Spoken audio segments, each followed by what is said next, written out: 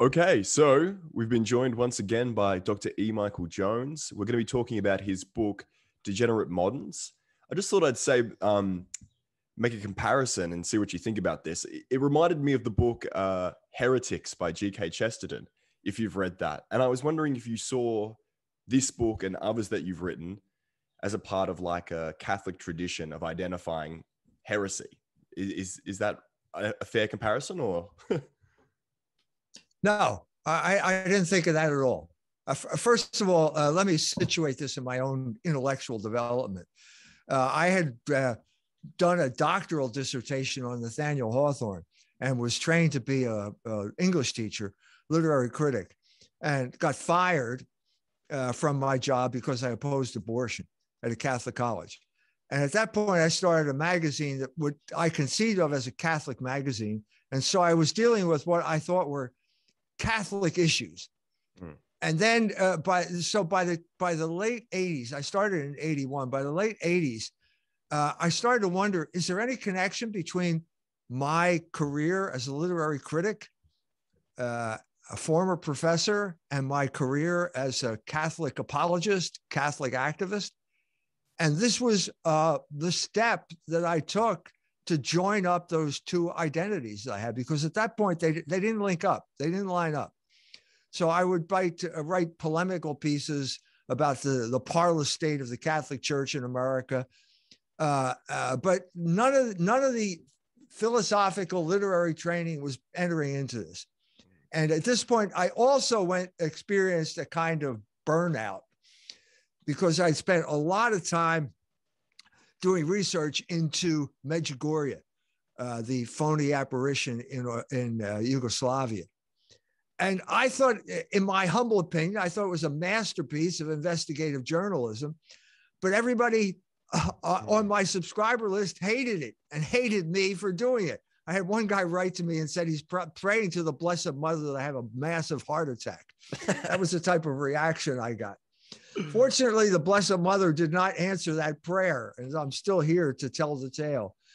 But at that point, I thought, I just, what's the point of this? You do all of this work, you expose what's really going on, and all they do is shout at you because you gored their ox.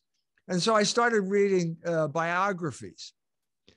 And the biography I read of Sartre at that time, it had just come out. He was completely forgotten by that point. He dominated the 50s and 60s with his existentialism, completely forgotten at that point. And then suddenly the details started to come out of his life about how he would use Dexedrine, amphetamines, and write for 20 hours at a stretch. And here I thought I was stupid because I couldn't understand what he was doing. And here, it wasn't any type of philosophical principle that I was dealing with. I was dealing with a biographical principle. In other words, there was something outside of the text that determined the text. And that was the behavior of the writer. And at that point, I came up with, formulated an idea, which was basically, you're confronted with a choice. Either you conform the truth to your desires, or you conform your desires to the truth. If you conform your desires to the truth, then all you have to talk about with that writer is the truth of what he said. If you do the opposite, well, then the biography becomes the most important part of the story. Yeah. And that was for me personally, as a thinker trying to move forward, that was a big breakthrough. For sure. That was a big breakthrough. So that's the overarching idea of the book. But it goes against what you're typically told, which is, you play the ball, not the man. You don't want to go into someone's personal life. You just want to look at their intellectual ideas. To do otherwise is to participate in sort of like an ad hominem attack. Right. Right. People said that. Yes. Yeah. But you do a good job. I mean, I think it's a silly idea, but you do a good job of explaining why that in fact is not the case. But maybe you could do that now. Right. No, because if it depends on what your life is like. If you're conforming your desires to the truth, then your life is in many ways irrelevant. So am I going to do a big expose of Thomas Aquinas, for example? that he was really dealing drugs on the side or something. It's pretty straightforward. He is what he is. He wasn't anything else. But when you get to things that seem absolutely crazy, and lots of stuff that comes up is absolutely crazy. Let's take the Oedipus complex, for example. Yeah. Every man desires to have sex with his mother. Or, well, wait a minute. Every man? I don't remember having that desire, to be honest with you. Where did this come from? Well, it didn't come from reality. It came from the mind of Sigmund Freud. And I go into great detail in that part about where that actually came from. So, as I said, if you're not conforming your life to the moral order, which is practical reason, your disordered life is the best explicator of your art or your philosophy. Yeah, absolutely. I totally agree. And I was going to talk about Freud later, but let's talk about him now. This idea of the primal horde I'd come across before, but I didn't realize how insane it was until reading this book. So tell me if I've got this right. The idea was that like there's one sort of patriarch. He monopolizes all the women. And as a consequence, like his children, his male children begin to resent him because they lust after their mothers. And then they go and kill him and eat him. This is totem and taboo, I think. And then they also internalize his sort of incest taboo or something. And that this wasn't just like some sort of, he wasn't just speculating about literature. He actually thought this was an anthropological reality that could be seen in Aboriginal Australians. I thought that like I'd heard it before, but I didn't realize that he actually thought this was an anthropological fact. I didn't realize that. Right. So first of all, Freud pillaged other people's works and he never gave them credit. Nietzsche is the classic example. Barrowell's memoirs, The History of Jacobinism. He got the Oedipus complex from Nietzsche, it's clear, but he burned his notebooks 3 times so that nobody, always trying to cover up his trail. So this story is basically from Vico. It's in his Nuova Scienza. I cover this in Logos Rising. It makes sense when Vico says it. When Freud says it, it doesn't make sense because Freud thinks he's got to have some type of scientific basis for what he's doing. That generation was obsessed with science. You couldn't do anything unless it was based on science.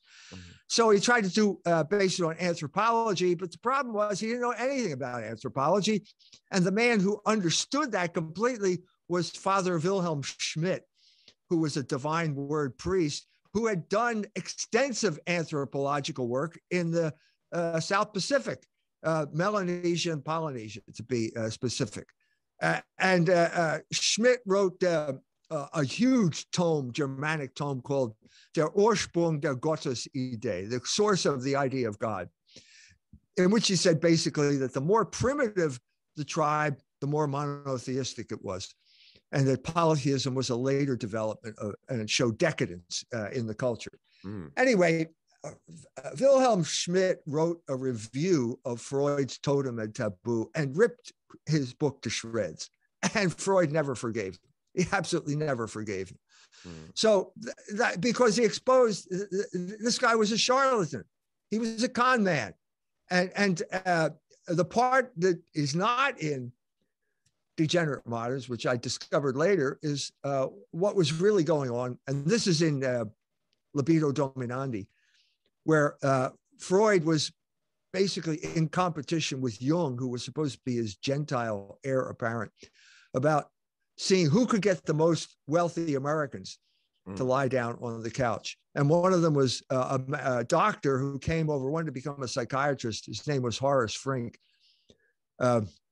And when he had to go through psychoanalysis with Freud. And during that psychoanalysis, he told Freud that he was having an affair with one of his wealthy patients. All patients are wealthy patients when it comes to psychiatry at this point. Yeah.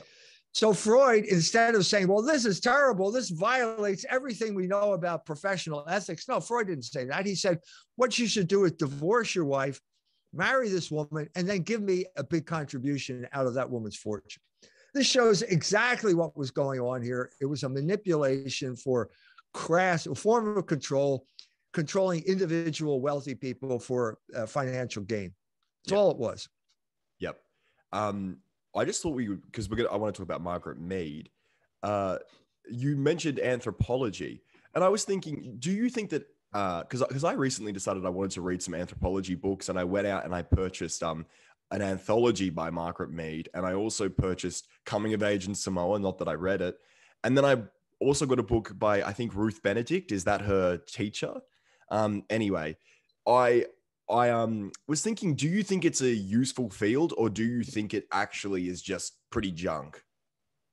No, it's for real. As I said, if you want real anthropology, read Wilhelm Schmidt, because that's somebody who doesn't have an axe to grind. Yeah. And that's the opposite of Margaret Mead. So Margaret Mead's the classic example. She was exposed, by the way, by an Australian anthropologist. So congratulations to Australia for providing this service to humanity.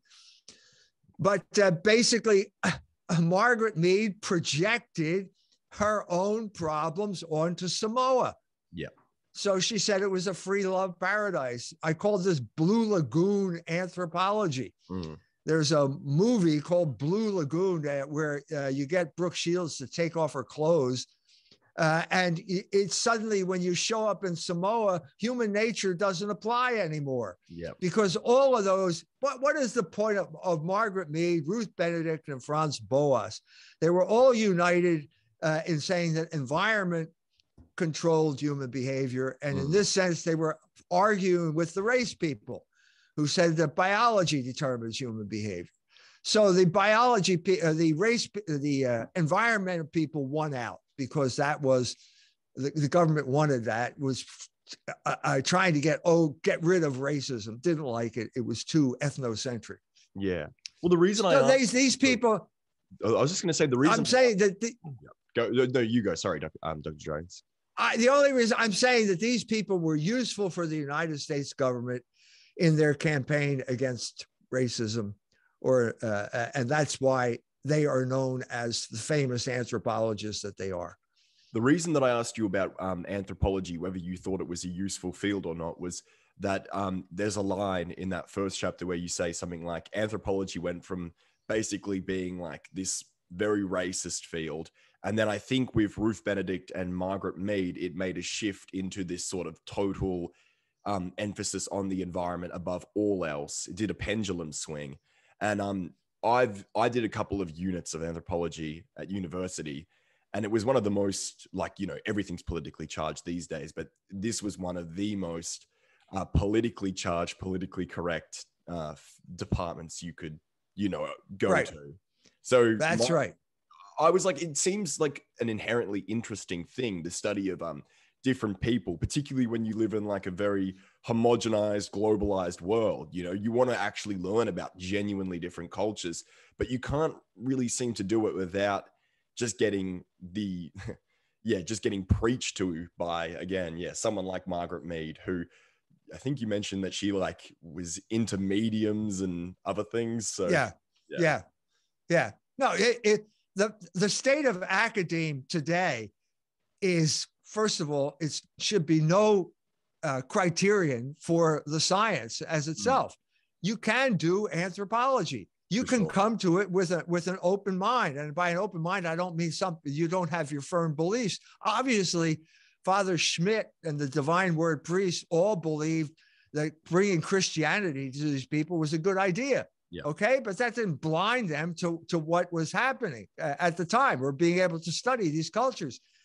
Point is, the other problem is you can't do it anymore because there are no native cultures anymore. Yeah. Maybe if you go to the Amazon rainforest and try to study the Yanomamo, first of all, you can't get in because the Brazilian government had decided we're going to freeze these people in time, and we're not going to allow them to develop.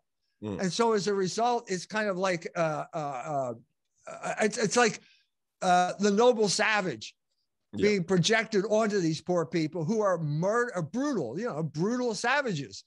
They're not noble at all.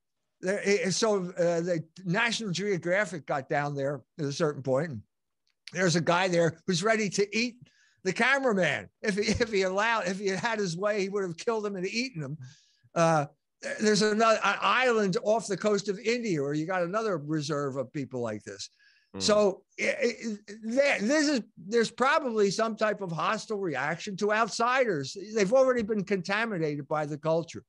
So if you go to Africa, for example, you're never going to find any people like this anymore. They don't exist. They've all made contact with civilization, and civilization now is what they have to adopt. So the question is, whose civilization and what civilization?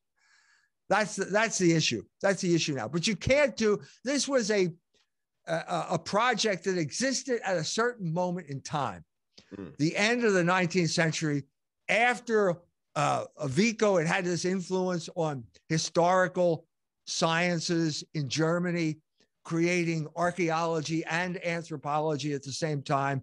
You could still go to places like the South Pacific and find cultures that hadn't been touched by civilization and study them. You can't do that anymore. Can't do it. Yeah, no, you can't do it. But yeah, I think that it still is something. I was thinking about reading The Golden Bow. Do you know this book? Have you heard of this one? It's a famous. Yes, Fraser's book. Would that be worth reading or no?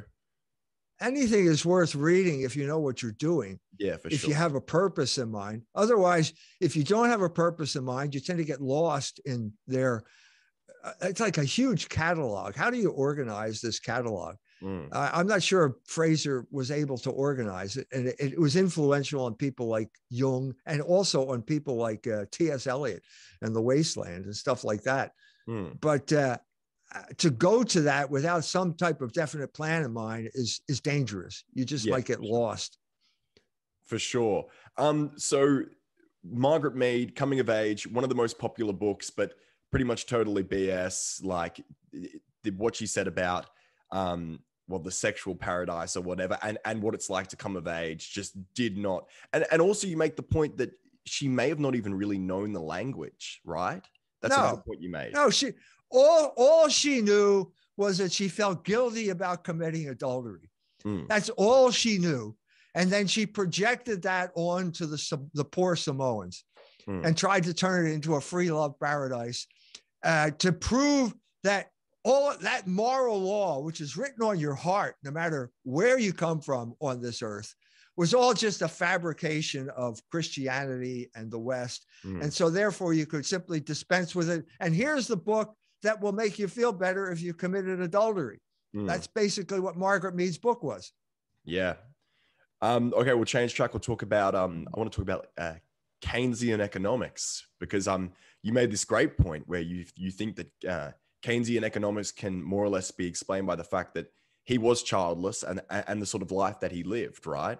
That the Keynesian model of running huge debts is conducive to someone who doesn't think about posterity, basically. Yeah, in the long run, we're all dead. That's the famous line from Keynes. And now, if you want a more nuanced version of my understanding of Keynes, I have to recommend Baron Metal, which is my book on economics, A History of Economics as the Conflict Between Labor and Usury. And he comes off better in that book because in many ways, that chapter you're talking about is about Bloomsbury. Yeah. It's not really about Keynes. Keynes was a member of Bloomsbury, but it doesn't focus on Keynes. It focuses on people like Lytton Strachey and his promotion of the higher sodomy. Now, what he called the higher sodomy, which and Keynes was a homosexual during his university days, but then he married a ballerina, Russian ballerina. So it just shows you that it's not a gene that makes you a homosexual.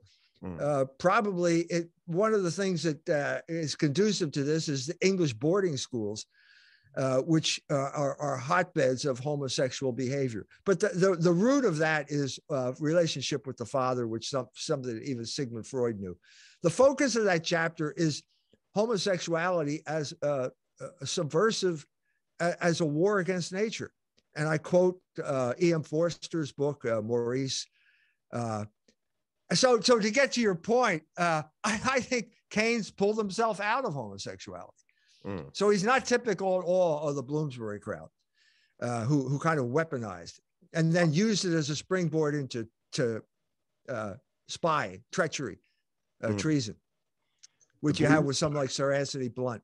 The Bloomsburg, I have to admit that on my coffee table, I have this coffee table book of the Bloomsburg house because, like, well, everything you say, I sympathize with, but it was an aesthetic household. That's one thing I'll add. If you've seen photos of it, I like the way it looks. Yeah, well, that wasn't their doing. They simply inherited that from their Victorian parents. Yeah, there you go. And so what did they do? Well, what contribution did they make to the beauty and civilization that had been bequeathed to them by their rich parents? Not much. Not much. They had no children. Virginia Woolf ended up committing suicide. She's probably the leader of the whole damn thing. Certainly, I'd say she's the leader of the whole thing. And she just was a very unpleasant lady. You know, just very unpleasant. The poet, I forget his name now. Wasn't he Australian? Roy Campbell, the Australian poet, ran into her. He ran screaming from the room. He could not stand her or Lady Adeline Morell. D.H. Lawrence couldn't stand them. They were just obnoxious people.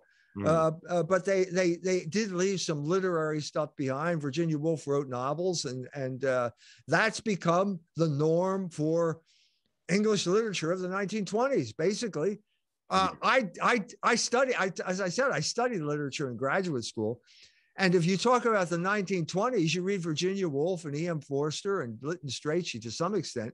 Well, wait a minute, they weren't the mainstream back then. The mainstream was people like H.G. Wells and G.K. Chesterton arguing with each other. Wells writing his History of Civilization, and then G.K. Chesterton arguing with him, writing The Everlasting Man as his response. So it's once again the what was deviant then is now normal. Yeah. And that's the status of Bloomsbury is exactly indicative of that. Yeah, you make a good point about, because I think, did Virginia Woolf write the Mrs. Dalloway? Yes. And it's just, and that kind of book was apparently like the start of, well, one of the first books to really implement like stream of consciousnness, which I just always hated, as it's just not pleasant to read. And you make this point that like that style of writing or that innovation is sort of indicative of this attitude that was prevalent with those people, which was like the individual psyche is the only true reality. This sort of solipsism, right. The solipsism would be right. The word for it. Yeah. Yeah, that's right. That's right. And so the classic example is Ulysses, which is, insufferable. It's an insufferable book. But what are we talking about? What is art? Art is imitation of nature. Okay, that's what Aristotle said. He was right. It's true to this day. I just wrote a book on that. It's my next book, and it's called The Dangers of Beauty, the conflict between mimesis and concupiscence in the fine arts. Okay, so art is imitation of nature. Now, that means you have to see nature. Well, if you're talking about the mind in this regard is like a window. So the cleaner the window, the better you can see nature and the better you can produce art. So what do we have here? Dirty windows, dirty minds, and basically focusing on the dirt on the window. I don't want to take that too literally, because I'm not trying to make a moral case here. I'm trying to make an epistemological case here. Yeah, I get what you're saying. That I'm telling you right now that the dirt on your window is not as interesting as the landscape outside of your window. And if you're going to focus on the window pane, you're going to end up with boring novels. And that's what happened. It was a fad that ended very quickly. Yeah. Quickly. I mean, so you have changes, multiple experiments in point of view. That was good. That wasn't bad. Ford Madox Ford did it. Faulkner did it in Sound and Fury. And as you said, Virginia Woolf did it in Mrs. Dalloway. That's not a bad idea. And that did continue. So if you take someone like Follett. What's the guy's first name? Ken Follett, who did a book called The Eye of the Needle about World War II. He writes kind of thrillers. That's not a bad book. That's a really good book in terms of keeping your interest and plot. But the point, what you realize is when you're really involved in a good book, you forget everything. Yeah. You just forget everything. I mean, the roast is burning in the oven, and you just want to find out what's going to happen here. Yeah. You know, and that's the type of book that Ken Follett could write or did write with The Eye of the Needle. That's exactly what I'm talking about here when I'm talking about mimesis. It's imitation of an action. Now, the problem with Follett is that he's kind of superficial, and the technique wears off after a while, and he wrote just bad books after that. But if you could add some type of meaning to that, you could really have a great work of art. Yeah, this reminds me of something that Chesterton said. What you're saying about the window and the landscape is that Chesterton, I can't remember, it was that book about The Anarchist or whatever. It's a short book. It was a great one. I've forgotten it. But at the start, he went and said something to the effect of, in the past, you would take a totally average person and put them, a totally ordinary person and put them in extraordinary circumstances. So they'd go on this huge adventure. And at the end of it, they're completely changed and they're no longer ordinary, right? And then he's like, now what you do is you take an extraordinary, quote unquote, person and you put them in totally ordinary circumstances, and everything is about what they're thinking. You know what I mean? And he said, yeah. He said, I'm going to go against the grain or the growing trend, and I'm going to write about an ordinary person who's in an extraordinary circumstance. And that style of writing is so much more interesting, and it just is so much more enjoyable. And you can see that even with something like, even though it's kind of trash, but like even Harry Potter, you know, this speaks to people much more. Like that's a very popular movie and book. And it's exactly that, where it's kind of like a ordinary person in an extraordinary circumstance. I think it speaks to us much more than this sort of solipsism that was promoted by the Bloomsburg group. And like you said, Joyce with Ulysses. Yeah. Yeah, I agree. It wore very thin, and ultimately, I'm not really interested in your mind that much. If this is it, I'm not really interested. And I think there's a moral dimension to this too, because Aquinas said that lust darkens the mind, which means you can't perceive things that you should perceive. So the lion is so fixated on capturing the prey that he can run into a trap. And so the problem here with this stream of consciousness, why are you so focused on your consciousness? True. But what you're saying is basically the window's gone dark. I can't see out the window anymore. The lust was a big part of what was going on here. It's obvious that the hidden grammar of Bloomsbury was the higher sodomy. Yeah. And that they were all in rebellion against what they perceived of as Victorian morality. And that was the end of literature. Literature had a great run in England that coincided with the Methodist revival. And I'm saying you have to have a certain level of moral discipline before you can appreciate poetry, because it's a refined you need a refined taste to do that. It's not something that crude people can do, you know? Yeah. And you had this refined reading. First of all, you had a lot of people who could read in England. You had a publishing industry that was producing books of sermons and then books of poetry. And you had a highly sophisticated, highly educated public that was simply handed to this generation on a platter, and they pissed it away. That's the legacy of Bloomsbury. No offspring, no offspring, because they were engaged in the higher sodomy. Can we talk about the it's a bit of a digression. It's not so much about the book, but you're saying that Bloomsburg at the time was sort of on the fringe, or it was the avant-garde, whilst the actual popular literature was H.G. Wells and G.K. Chesterton. And what you said about I know that a lot of their literature is responding. They're responding to each other in their literature. So like, I can't remember, but G.K. Chesterton would write things very much inspired very much in response to what he saw as the scientism of H.G. Wells. Right. Could you talk a little bit about that? And was this popular? Like, was this in were Chesterton and Wells read by like the great mass of people? Yes, much more so than Lytton Strachey or Virginia Woolf. Yes, they had much bigger audiences then at that time. So the main issue at this point was science. You're right. It was science, and it was at that point it had degenerated into science versus religion. So there was this whole development over the course of the 19th century.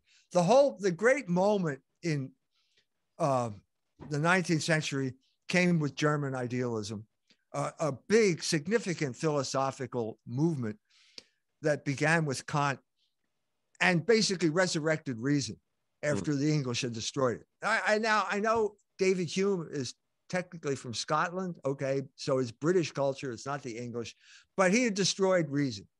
It was called skepticism. The mind was completely worthless, basically a mirror of reality, if that, and that was it. And the Germans resurrected that. And then Coleridge and Wordsworth went to Germany, and Coleridge brought it back. Wordsworth didn't, but Coleridge did.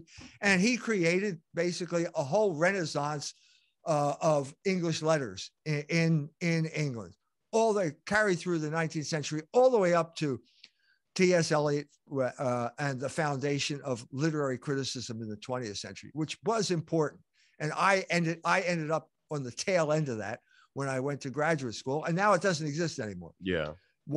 It's been destroyed. You were in the university probably. I know you were there much more recently than I was. And I don't know whether you took a literature course, but if you did, you wouldn't have taken the same type of course that I was taking or teaching. I took it was just totally trash, because I think that people have said this before. It's not an original insight, but that the literature department is really at the forefront of like political correctness or whatever you want to say.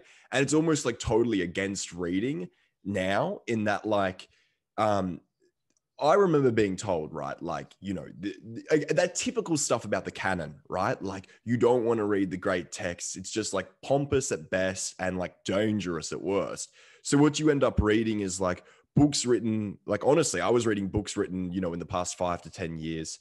And yeah, I did have some professors who were actually pretty decent, and they made you read, for instance, Paradise Lost. That was an interesting experience.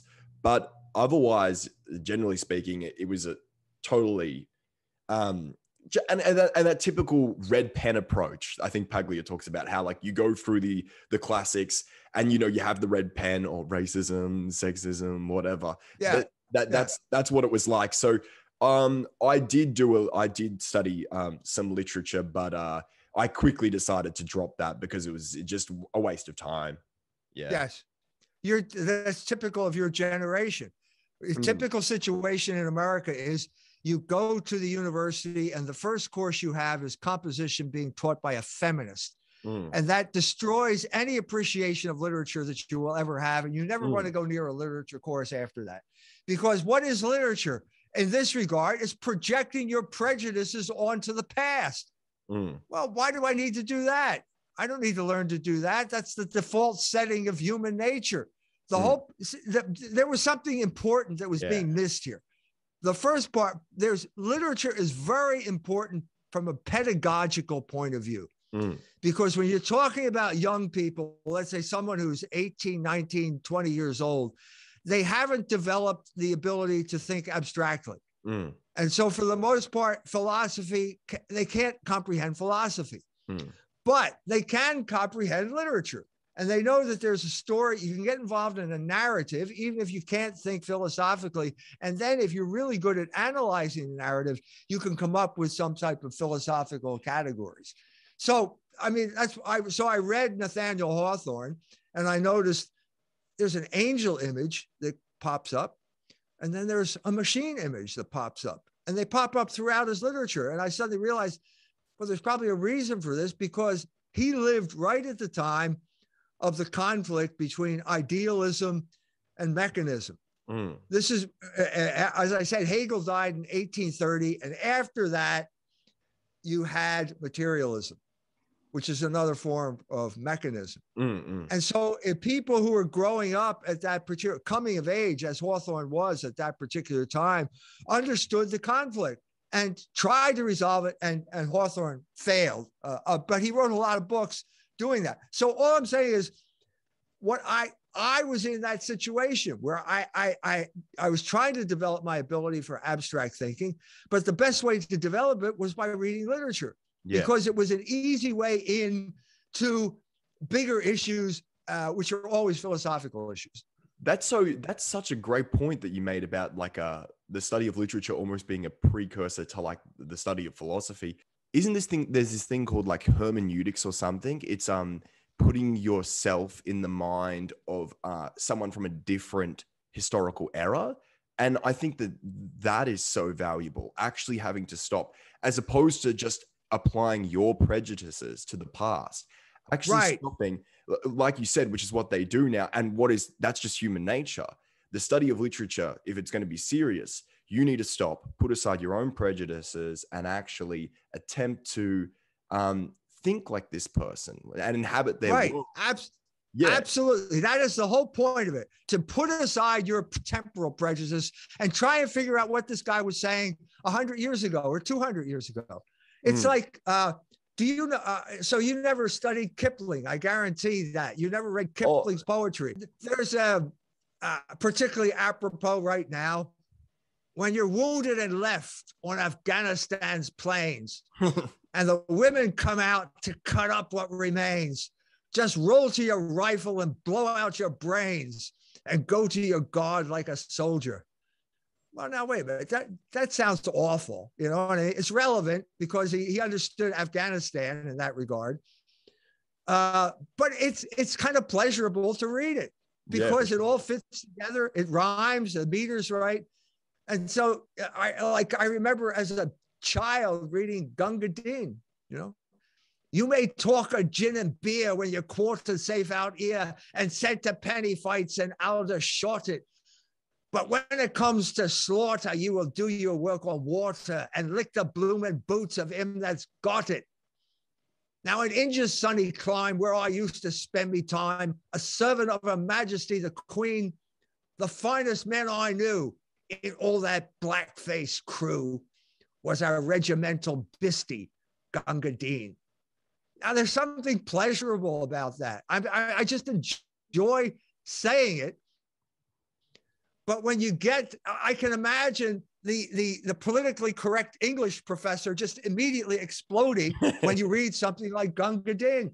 Yeah. My favorite line in this regard in that poem is, you know, he's trying to tell you what a great guy Gunga Din was. You're a better man than I, Gunga Din. And then he says, and for all his dirty-eyed, he was white, clear white inside. Now that is such a great line. You can see all of the people blowing a fuse, but the whole point of this is to try and put aside your prejudices and try and think, well, okay, this is British imperialism. I'm not a fan of British imperialism, but there's something enjoyable about simply the way he put these words together. And we should be able to talk about the conflicting feelings we have, but that's just lost now. You don't have any sense of what of poetry as something that is pleasurable in and of itself. Yeah, of course. And I think that it's terrible because at the moment there is this great yearning for a sense of identity, I think, first and foremost, which art has always given people, and culture has always given people. But then also I think that there's this great, almost like oppressive, homogenous culture, and you want to escape it, but you can't escape it in space. You know, you can get on a plane and go to the other side of the world, but you'll be in a city that looks almost exactly the same as the one you live in.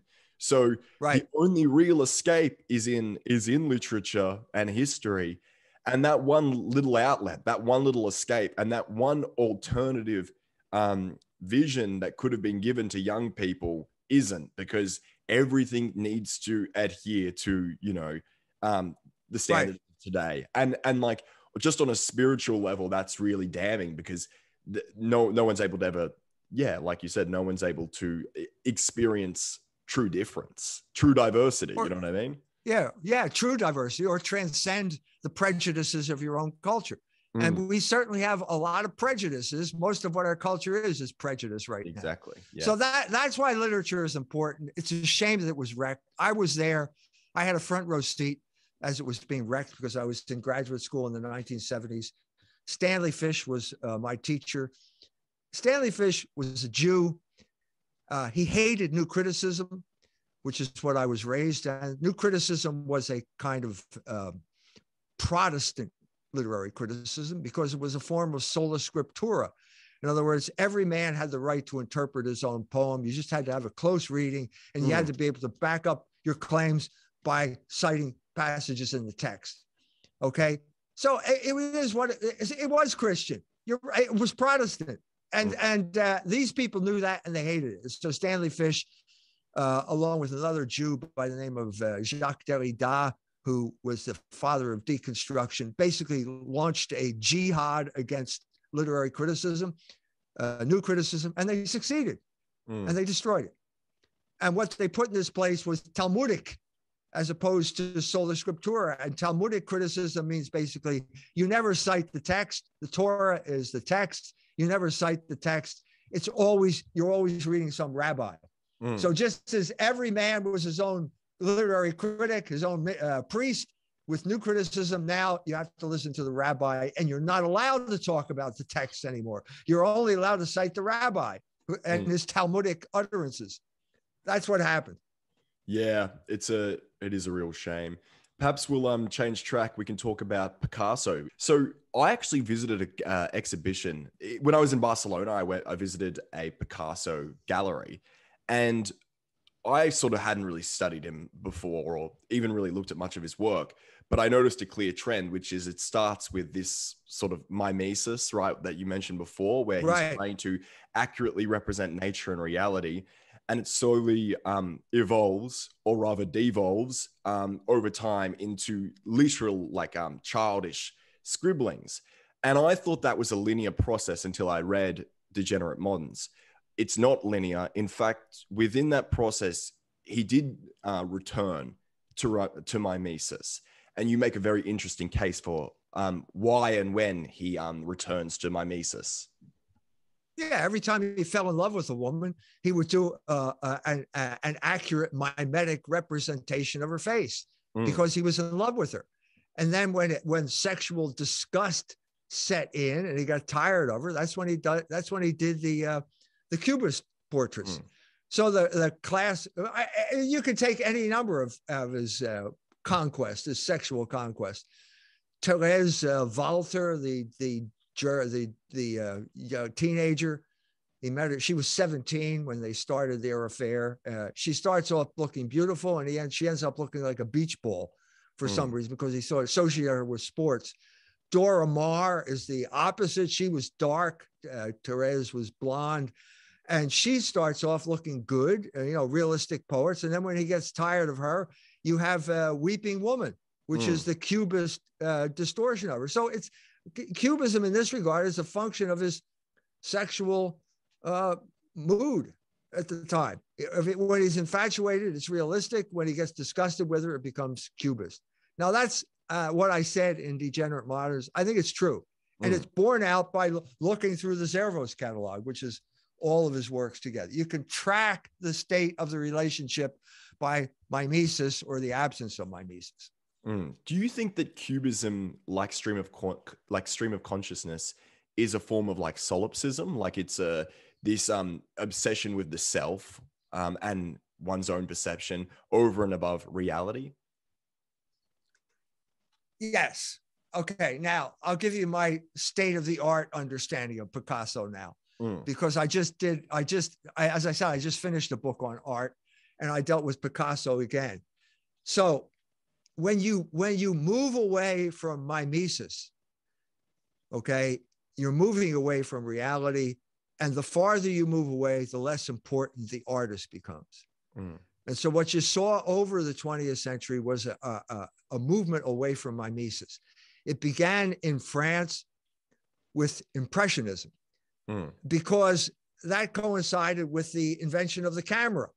The invention of the camera had a devastating effect on mimesis, because the artist felt, well, a machine can do that. Why do I have to worry about that anymore? Well, a machine cannot do mimesis. That's a mechanical reproduction that is not mimesis. Only the human mind can do mimesis. Sure. So basically, it moved away. And then you had a kind of formalism with someone like Cézanne, who tried the grand banlieue, the bathers. You know, you can see that kind of pyramidal structure. You can see the geometry in Cézanne. And then Picasso comes along and he does his caricature of Les Grands Banlieues.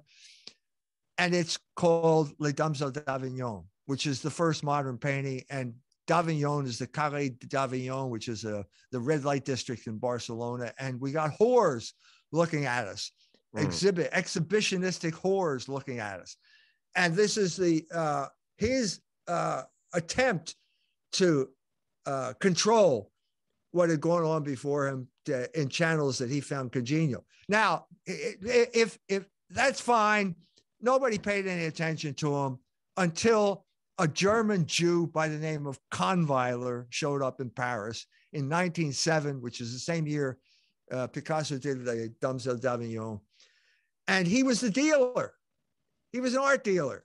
And so when you move away from mimesis, the art dealer becomes the most important guy, not the painter, the art dealer. Yeah. And so when Kahnweiler arrived, he said, I have an idea. We'll create a movement. We'll call it Cubism. That was his idea. And he got Picasso and Braque together, created a movement, caused a big stir. Everybody took notice, and he made a lot of money. That is the story of the 20th century. Okay, so it went from there even farther from mimesis. New York, 1947, you have abstract expressionism. Again, I can name the artist. You could say it's Jackson Pollock, you know. But if you can't tell whether the picture's hanging right side up or upside down, the dealer is the most important guy. And the dealer, another Jew, shows up. And this guy is Leo Castelli. And he shows up and he starts promoting. He gets in on the tail end of abstract expressionism. But his great achievement is pop art. Well, pop art is in many ways the exact opposite of abstract expressionism. It's not mimesis. It's products, Brillo boxes, soup cans, this type of thing, a reaction to abstract expressionism that misses the point every bit as much as abstract expressionism did. These people would basically come, if you were a wealthy stockbroker in New York City, you could go to this, you heard about it in the New York Times, you go down to the gallery and the guy could tell you basically, if you buy this, it's an investment, it will increase in value by X amount. And it was true. It's like stock. Yeah. The more people who buy the stock, the more the price goes up. And that's precise. So art became a form of insider trading. And so therefore, there's no point in talking about it in terms of aesthetic categories. Yeah. That's not what's going on here. Yeah. Thomas Wolfe was the guy who blew lid on this, right? One of the first people to realize that nowadays, basically, it is just a way of like avoiding tax and other things. You said, I got the impression in Degenerate Moderns that you were actually somewhat sympathetic towards Impressionism because in a way it is still a form of mimesis. Is that correct or misinterpretation? Yeah, there is an attempt. I mean, if you're talking about the light at twilight, for example, that's mimesis, you know? Yeah. And obviously it has a distorting effect on the building that's behind it or something like that. So it is a form of mimesis, but it's moving away, I think, from what had been achieved before, because what had been achieved before had just become too stylized. That was the problem with the salon, the annual salon that they had. It had become too stylized, and you could learn how to do that. And to the extent that it became stylized, it was not mimesis anymore. It was an old form of mimesis. And reality is never going to be able to be captured by any artistic mind. And so what you had here was an attempt to come to a new form of mimesis, which is fine. That's true. But you're always dealing with the parameters, the same parameters here.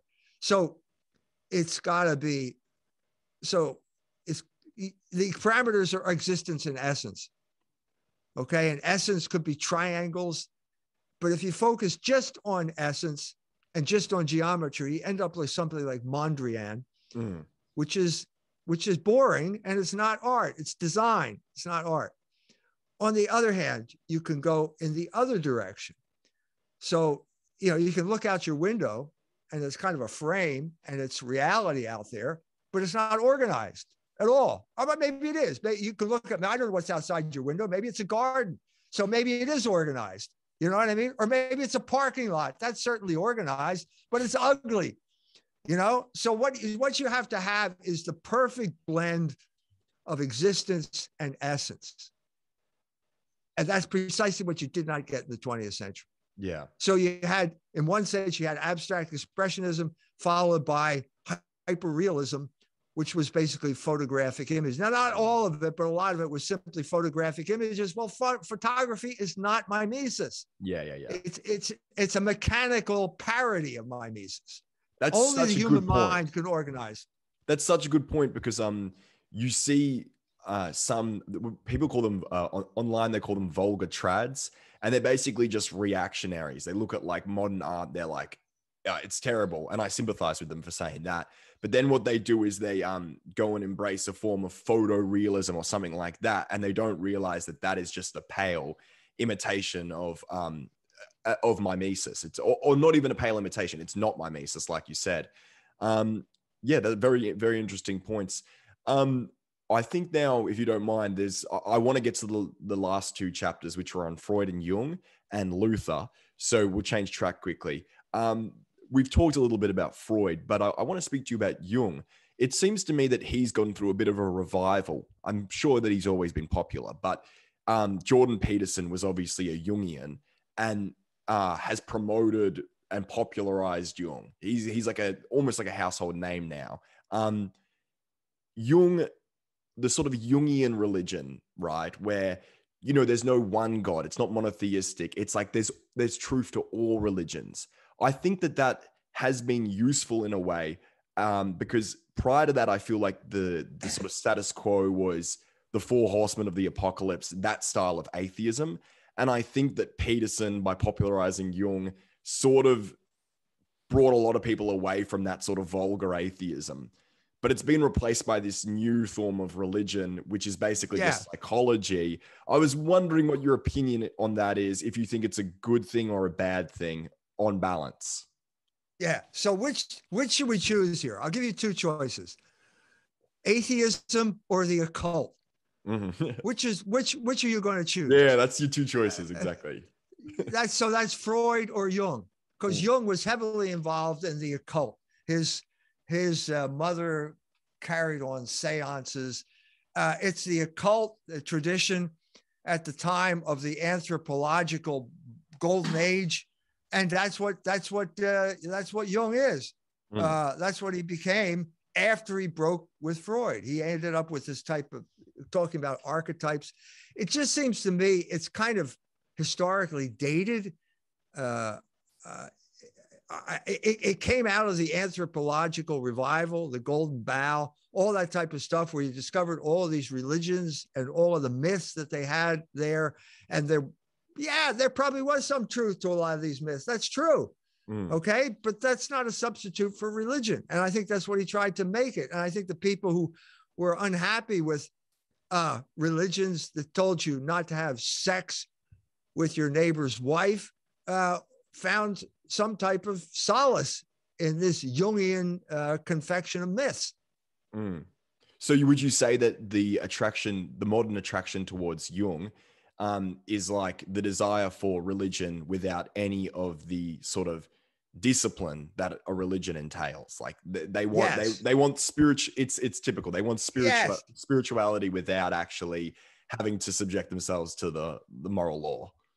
Absolutely. That's exactly what it is.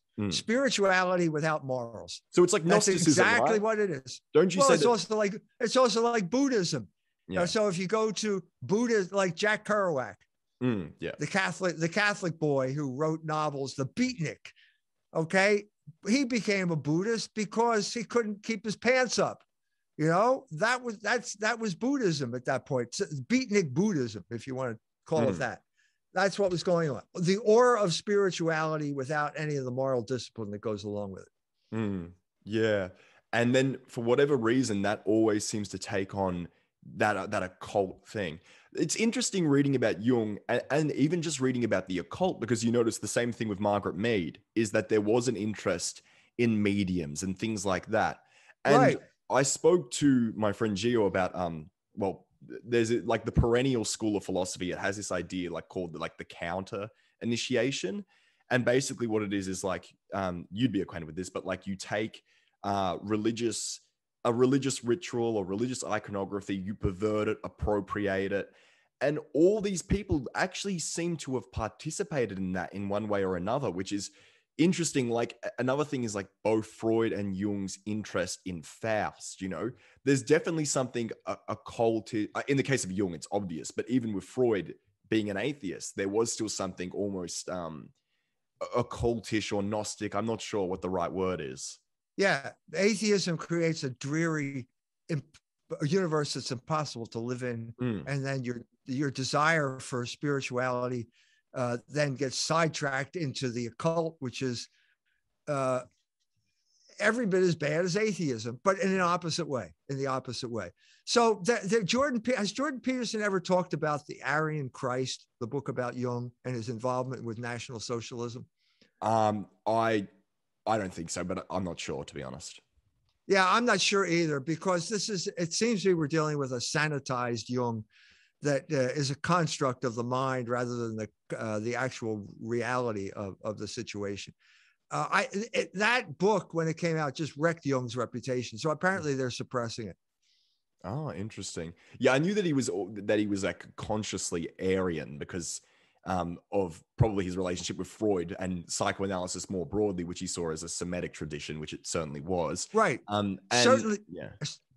Certainly after the break, this became exaggerated. So Freud became more Jewish after the break with Jung, and Jung became more Aryan after the break with Freud.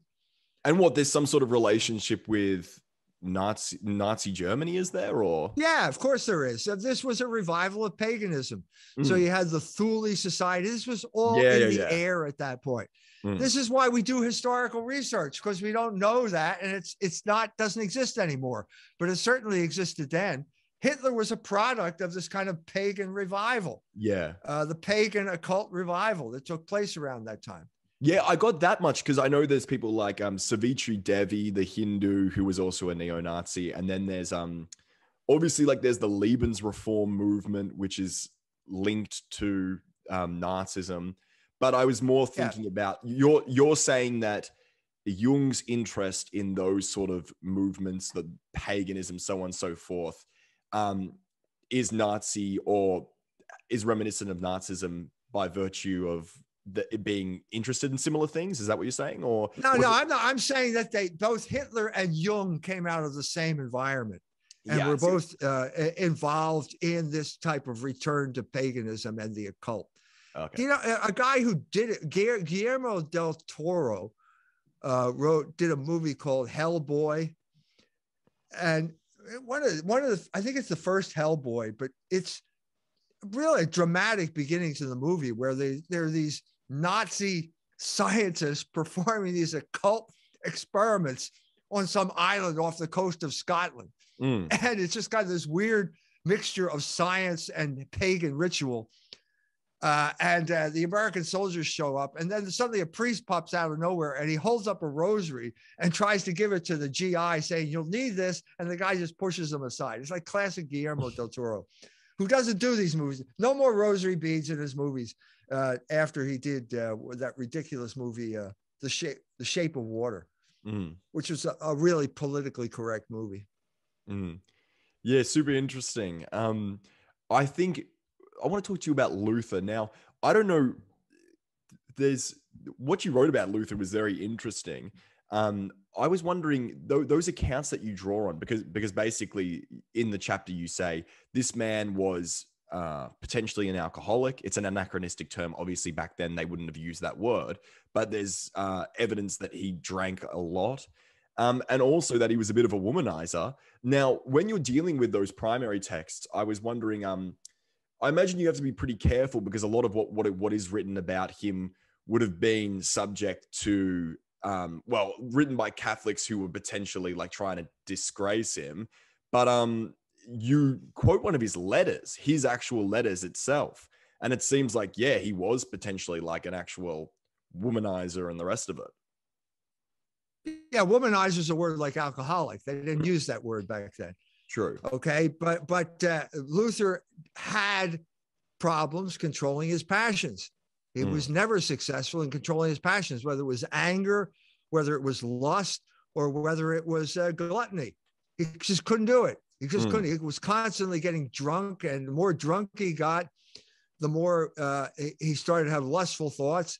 And he was involved in basically going to convents and dragging the women out and then offering them up to the highest bidder, which is the guy who does that is known as a pimp. And the letter that he wrote to the Bishop of Mainz is clear indication that that's what he was doing. So if you're asking me, can a Catholic be honest about Luther? The question is better, can a Lutheran be honest about Luther? Because you're exposing things that the documentation in Hartmann Grisar's book and Denifle's book is impeccable, is bulletproof. Yeah. And the Lutherans, they've just ignored it. They're not going to answer these questions. They ignored it. And so when you finally come down to Lutheran trying to deal with my book, for example, he says, "Oh, that was an old book." Well, I don't care whether it's old or not. Is it true or is it not true? Yeah. Because the documentation is impeccable. And that's what Luther was. Yeah, well, actually, he was. Some of the people who would say, for instance, he's a womanizer, he's an alcoholic, they themselves had converted to Lutheranism. And then after seeing his behavior and hearing about it, they decide to convert back to Catholicism, right? Because they think he's like a scoundrel. And the main impediment, and Luther knew this, the main impediment to converting back to Catholicism was the fact that you were now married. And I deal with that in the book. And he broke his vows. Because basically, you broke your vow. Now you're in an impossible situation because one priest said it. He said, "Look, I really would like to go back to the church, but then I see my wife and children and I'm drawn in the opposite direction." Luther knew that. He knew that. And that's why he wanted to get the archbishop or the bishop of Mainz involved in sexual behavior, because it could be a form of control. And that was the seed which led to my book, Libido Dominandi. Libido Dominandi. Yeah, of course. Well, I was literally about to say that seems like a classic example of liberation as a form of control. So there's this guy called Curtis Yarvin. I don't know if you've heard of him before, but he has this idea that's interesting. I don't know if I adhere to it, but if you look at the current regime and our Western elites, whatever you want to call them, he says, a lot of people will say, they're these sort of relativistic, nihilistic people, but he says, no, they're not relativistic and nihilistic. In some ways they are, but in other ways they're almost religious, right? And he says you can interpret them almost as a heretical Protestant sect that grew out of Unitarianism. I don't know if you're acquainted with this idea, but what do you think about it just upon first hearing it, or what do you think about it? Do you think it sounds ridiculous, or? Well, you kind of threw, I don't know how to talk about a heretical Protestant sect that came out of Unitarianism is no longer Protestant. It's no longer Christian. Yeah, true. So it's a late development in America after the collapse of Calvinism. Basically, so that's where Unitarianism fits in. Protestantism was never, in a sense, never about religion. It was about the weaponization of religion. It was the only reason Luther was able to do the damage he did was because he was protected by the German princes. And the German princes protected him because once the state became Lutheran, the prince got all of the church property. That's the driving force behind the Reformation. Yeah, it was a looting operation. It was a looting operation in England. The my grandparents, they live in England, and they live not far from Fountains Abbey, which is such a beautiful place. Even though Cromwell ripped all the roofs off, even when you go there now, you can realize that this was a really beautiful monastery. And yeah, it's yeah, but that was definitely an example of a looting operation. What happened in England? There was no theological justification for the Reformation in England whatsoever. None. It was all looting, pure and simple. The aristocracy lusted after church property. And the guy who told that story eloquently is William Cobbett, his history of the Reformation and the damage that it did to England. England never recovered from the Reformation. Yeah. So going back, I didn't phrase the question I asked before very well. Is the modern world, basically, the world that we inhabit today, a consequence of the Protestant Reformation, right? Like, is it intimately linked with that Reformation, or is what we're living in now completely different, totally distinct from Protestantism altogether? Like, is this the inevitable outcome of the Protestant Reformation? If does that make sense? I don't know if it's a bad question. Yeah. Well, you could talk about England. Look, I'll give you a recent example. Okay. Frody Mitjord has this thing called the Scansiforum. I just debated Jared Taylor, a white guy who thinks that race is reality, and I said, no, it's a category of the mind. Frody Mitjord was baptized. He's a Norwegian who was baptized as a Lutheran. And over the course of his lifetime, the Lutheran church simply evaporated. The Protestant churches have evaporated over the course of the early 21st century. It doesn't exist as the state church in Norway, certainly, or in Scandinavia. In England, it's a kind of shell. It never meant much. And so as a result, you have an identity crisis. And that's why Frody, who grew up in Norway, there are no Black people in Norway. I'm sure there are, but I mean, it's not a significant thing, not like the United States, where you had this huge slave trade and so on and so forth. And so, but when the Protestant church evaporated, which it had to do, it had a 500-year run, and then it just ran out of gas. And when it evaporated, it created a vacuum. And the vacuum has been filled by white racism. It's that simple. And that's what the debate was about. But I mean, this disintegration took place over a 500-year period. And so if any place along the line, it's going to have different manifestations than it had at the end when it completely evaporated. Yeah. And so you have to deal with it historically. I think that point that you make about like identity being rooted in ethnicity rather than race, so being rooted in language and then also in religion, that ethnicity is real, but maybe race is not, and that when your religion begins to totally die, then you are left with an identity crisis. And I think that you make a good point when if you make being white the center of your identity, well, it's not really going to get you very far, because everyone will just ignore you. Well, not just ignore you, they'll hound you down. So yeah, it's an interesting point.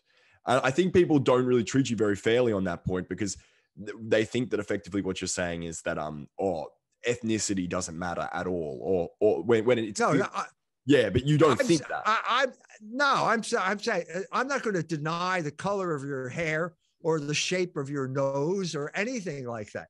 Yeah. But I'm going to ask you, how does the color of your hair and the shape of your nose determine your behavior? Yeah, exactly. How does that determine your behavior? I'm not denying biological reality. I'm saying that I'm dealing with a group of people. You could see at the end of that debate that neither Frody nor Jared understood that there was a difference between the brain and the mind. This is materialism. This is the type of people that you're dealing with. They don't have the philosophical sophistication to deal with this. And there are lots of people who are just like them, and so they pander to that crowd and get a little bit of a following. Yeah, totally. And I think that people, because I've seen the way that people, I didn't actually see the debate, and I'm 100% going to go and watch that now. It sounds interesting. But I've heard you make this case before, and then I've seen like comment sections where people basically accuse you of supporting like mass migration when they clearly haven't looked into your book, Slaughter of Cities, where you make a case that this is, the mass migration is basically a form of social engineering, among other things, Right. Yeah. Yeah, I'm a victim of mass migration. Yeah. I was driven out of an Irish neighborhood. I had an identity.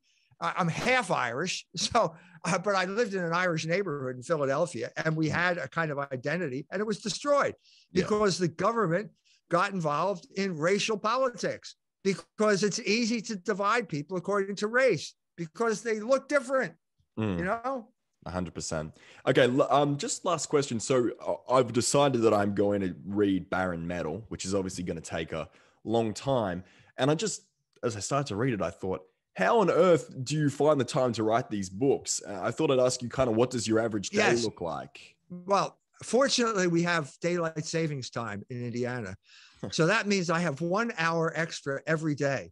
Yeah. And that's how I get to write these books. We have 25 hours in the day in Indiana. That's a joke. Okay. That's a joke. And that was the way I started my talk. No, you do it one step at a time. Yeah. And after a while, if you do something for 40 years, you get fairly efficient at doing it. And so to be honest with you, I look at that book and I think, I don't know how the hell I wrote that book. Yeah. To be perfectly honest with you, but it's there and I hope you enjoy it.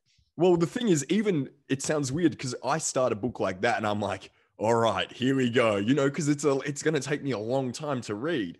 And then you just think, how on earth does someone write this? And the point is, you've written so many books and they're lengthy books as well. And then you've written ebooks as well. So do you spend how many hours? I know this is maybe a bit of a lame question, but how many hours do you spend reading and researching a day? How many hours are you spending writing a day? I mean, I'm sure it varies, but just a general idea. I don't do any more than 8-hour days. I don't stay in the office because by the end of the day, if you're really doing serious work, you're too tired to continue. Of course. Yeah. So I don't do anything like more than an 8-hour day. And at the beginning of the project, most of what I'm doing is reading.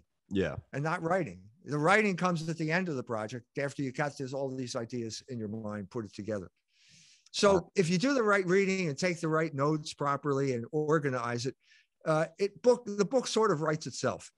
Yeah, but for sure. You have to build the mind up to a certain point where you can understand the connections, and that takes you have to start off with smaller, less ambitious topics. Like Degenerate Moderns is like the beginning, where I'm just trying to figure out how can I deal with the intellectual life in relationship to the personal life. How can I deal with that? That was the beginning of this. Yeah, I think that this Barren Metal book, I will let you go now because it's been a while, but the Barren Metal book I am looking forward to, because some people have said, and I sympathize with this argument already, that sort of usury is at the heart of the problems that we face. And I'm convinced that could be the case. And reading Barren Metal, I'm sure that I'll learn a lot about it. So yes. Once again, thank you so much, Dr. E. Michael Jones. This has been a really great conversation. I've really enjoyed it and I've learned a lot. And hopefully in the future, we could talk about Barren Metal. That would be great. Good. Thank you. Thank you. Have a nice day. Oh, well, you too.